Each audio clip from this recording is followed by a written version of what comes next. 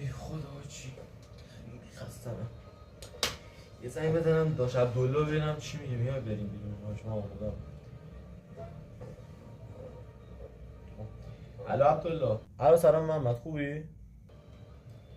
سلام خوبی عبدالله، چه خبر؟ سلامت؟ محمد خوبم. خوبی تو خوبی؟ چیکار میکنی بعد؟ والا حاجی خستم، بیکارم، هیچ کاری ندارم بکنم. هیچ حاجی خستمه. گفتم میای بریم بیرون یکم. آره خوبه. میای؟ ایوه خوبه. خب ببین بنا اینه که آقا بریم.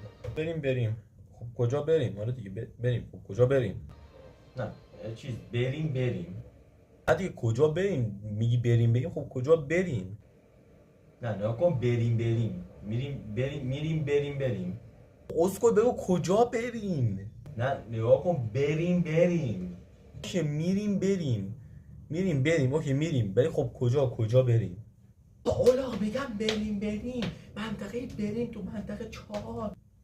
آها این ساعت 11 شما دنبال بابا. عجب اولاغیه.